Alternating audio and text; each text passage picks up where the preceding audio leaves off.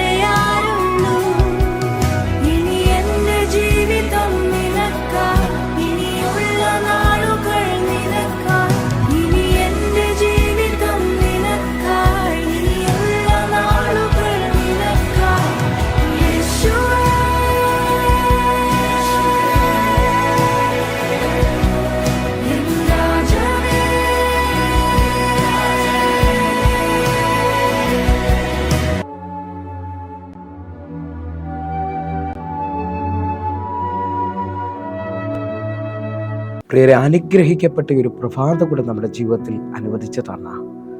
വലിയവനായ ദൈവത്തെ നമുക്ക് ഒരുമിച്ച് ചേർന്ന് നന്ദി പറയാം.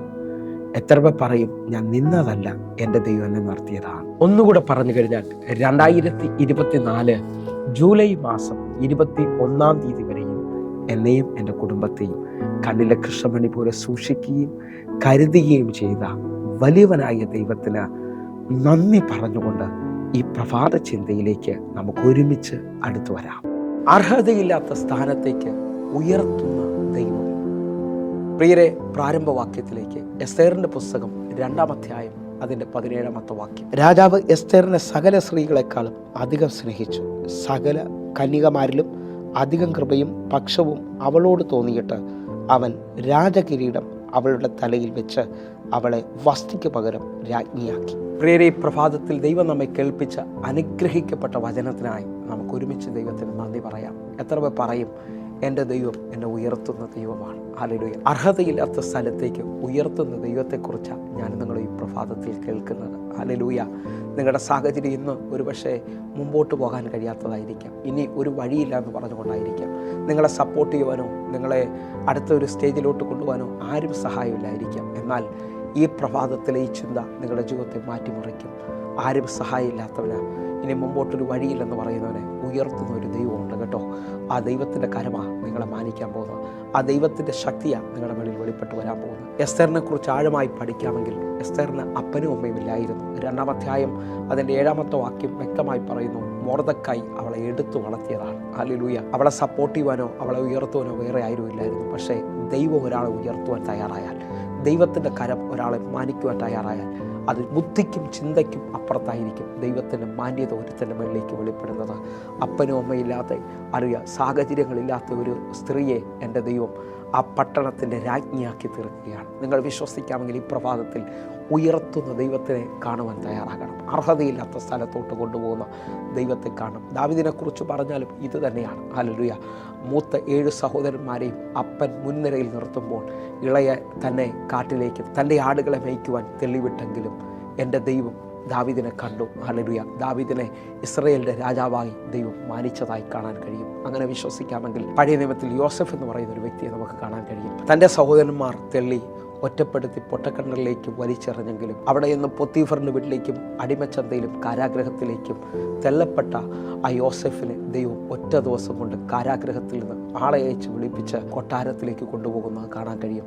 ആ കൊട്ടാരത്തിൽ ഉയർത്താവുന്നതിൽ ഏറ്റവും വലിയ വലിപ്പത്തിലേക്ക് ദൈവം കൊണ്ടുപോയി മന്ത്രി പദവി കൊടുത്തു. എന്നെ ശ്രദ്ധിക്കാമെങ്കിൽ യോസെഫിനെ ഉയർത്താവുന്ന അതേ ദൈവം ഈ പ്രഭാതത്തിൽ നിങ്ങളെയും മാനിക്കുവാൻ, നിങ്ങളെ ഉയർത്തുവാൻ ശക്തനാണ്. ഒന്നുകൂടി ഒരു പദത്തിലേക്ക് വരികയാണ്. അർഹതയില്ലാത്ത സ്ഥലത്തോട്ട് കൊണ്ടുവരുന്ന ദൈവം എന്നുള്ള ആ പദത്തിനകത്ത് നിന്നുകൊണ്ട് അപ്പോസ്തല പ്രവൃത്തി 3-ാം അധ്യായത്തിൽ ശ്രദ്ധിക്കാമെങ്കിൽ 40-ലധികം വർഷമായി അമ്മയുടെ ഉദരം മുതൽ മുടന്തലായ ഒരു മനുഷ്യനെ പത്രോസ് കൈക്ക് പിടിച്ച് എഴുന്നേൽപ്പിക്കുന്നത് കാണാൻ കഴിയും. പത്രോസ് പറയുന്നു, വെള്ളിയും പൊന്നും എനിക്ക് തരാനില്ല, എന്നാൽ എൻ്റെ കയ്യിലൊന്നുണ്ട്, നസ്രായനായ യേശുവിൻ്റെ നാമത്തിൽ എഴുന്നേൽക്കുക എന്ന് പറഞ്ഞുകൊണ്ട് മറ്റൊരാളെ സഹായമില്ലാതെ അങ്ങോട്ടോ ഇങ്ങോട്ടോ ചലിക്കാൻ കഴിയാത്ത ഈ വ്യക്തി 40 വർഷമായി ആലയത്തിൻ്റെ മുൻവശത്ത് ഭിക്ഷ യാചിച്ചു കൊണ്ടിരുന്ന മനുഷ്യൻ ഒരിക്കലുമില്ലാത്ത അർഹതയില്ലാത്ത പദവിയിലോട്ട് ഇതാ പത്രോസ് അപ്പോസ്തലനിലൂടെ അവൻ എഴുന്നേൽക്കുകയാണ്. യേശുവിൻ്റെ നാമത്തിൻ്റെ സൗഖ്യം അവൻ പ്രാപിച്ചുകൊണ്ട് 40 വർഷം അസാധ്യമെന്ന് പറഞ്ഞ ആലയത്തിലോട്ട് അവൻ തുള്ളിയും ചാടിയും ദൈവത്തെ ആരാധിച്ചുകൊണ്ട് ആലയത്തിലോട്ട് കയറുകയാണ്. നിങ്ങളുടെ ജീവിതത്തിൽ ഇതുവരെയും അസാധ്യമെന്ന് പറഞ്ഞത് ഈ പ്രഭാത സന്ദേശം നടന്നുകൊണ്ടിരിക്കുമ്പോൾ നിങ്ങൾക്ക് സാധ്യമായി തീരാൻ പോവുകയാണ്. ഹല്ലേലൂയ. അപ്പോസ്തല പ്രവൃത്തി 3-ാം അധ്യായം അതിൻ്റെ 8-9 വാക്യങ്ങൾ നമുക്ക് ഒരുമിച്ചൊന്ന് വായിക്കാം. നടന്നും തുള്ളിയും ദൈവത്തെ പുകഴ്ത്തിയും കൊണ്ട് അവരുടെ കൂടെ ദേവാലയത്തിലേക്ക് കടന്നു. 9-ാമത്തെ വാക്യം, അവൻ നടക്കുന്നതും ദൈവത്തെ പുകഴ്ത്തുന്നതും ജനമൊക്കെയും കണ്ടു.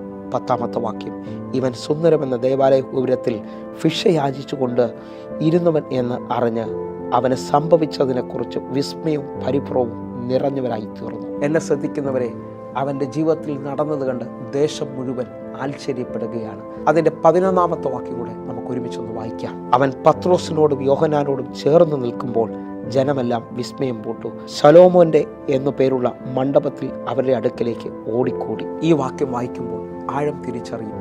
തൊട്ടു മുമ്പ് വരെയും യാചകനായിരുന്നവൻ ഇപ്പോൾ അർഹതയില്ലാത്ത സ്ഥലത്ത് പത്രോസിനോടും യോഹന്നാനോടും കൂടെ നിൽക്കുകയാണ്. അനേകർക്ക് അസാധ്യമെന്ന് തോന്നിയതിനെ അവൻ്റെ ജീവിതത്തിൽ ദൈവം സാധ്യമാക്കുകയാണ്. ഇതാ ആ സ്ഥലത്ത് അന്ന് ഏറ്റവും കൂടുതൽ ഉപയോഗിക്കപ്പെടുന്ന പത്രോസിൻ്റെയും യോഹന്നാൻ്റെയും അരികിൽ അവരോട് ചേർന്ന് നിൽക്കുവാൻ ദൈവം ഒരു പദവി യാചകൻ്റെ രൂപത്തിലിരുന്നവന് കൊടുക്കുകയാണ്. വിശ്വസിക്കാൻ പറ്റുമെങ്കിൽ നിങ്ങളുടെ ജീവിതത്തിനകത്തും അർഹതയില്ലാത്ത തലങ്ങളിലേക്ക് രാജാക്കന്മാരോട് കൂടെ ഇരിക്കുവാൻ എൻ്റെ ദൈവം നിങ്ങളെ വിളിക്കുകയാണ്. നമുക്ക് ഒരുമിച്ച് വിശ്വസിക്കാം. അർഹതയില്ലാത്ത സ്ഥലത്തേക്ക് ദൈവം നമ്മളെ ഉയർത്തും. നമുക്ക് കണ്ണുകളടയ്ക്കാം, പ്രാർത്ഥിക്കാം. ഞങ്ങളെ സ്നേഹിക്കുന്ന ഞങ്ങളുടെ നല്ല ദൈവമേ, പൂർണ്ണ ഹൃദയത്തോടെ എന്നെ കാണുന്ന എന്നെ കേൾക്കുന്ന ഓരോ മക്കൾക്കുമായി പ്രാർത്ഥിക്കുന്നു. ഒരു വലിയ ദൈവപ്രവൃത്തി ഇവരുടെ ജീവിതത്തിൽ സംഭവിക്കണമേ. ദൈവം ഇവരെ ഉയർത്തണമേ. ദൈവം ഇവരെ മാനിക്കണമേ എന്ന് പ്രാർത്ഥിക്കുന്നു. കർത്താവേ, ഇന്ന് തന്നെ ചില വിടുതലുകൾ സംഭവിക്കണം. യേശുവിൻ നാമത്തിൽ പ്രാർത്ഥിക്കുന്നു. കേൾക്കണം പിതാവേ. ആമേൻ. പ്രിയരെ, ഈ പ്രഭാത സന്ദേശം നിങ്ങൾക്ക് അനുഗ്രഹമാകുന്നെങ്കിൽ നമ്മുടെ യൂട്യൂബ് ചാനൽ സബ്സ്ക്രൈബ് ചെയ്യുകയും ഫേസ്ബുക്കിലേക്ക് നിങ്ങൾ ജോയിൻ ചെയ്യുകയും ചെയ്യണമെന്ന് ഓർപ്പിക്കുന്നു. അതേപോലെ തന്നെ എല്ലാ ദിവസവും ഇന്ത്യൻ സമയം 6 മണിക്ക് നമുക്ക് സൂമിൽ ആരാധന നടക്കുന്നു. നിങ്ങളെയും ഞാൻ ക്ഷണിക്കുകയാണ്. നിങ്ങൾ കടന്നു വരണമെന്ന് ഓർപ്പിക്കുന്നു.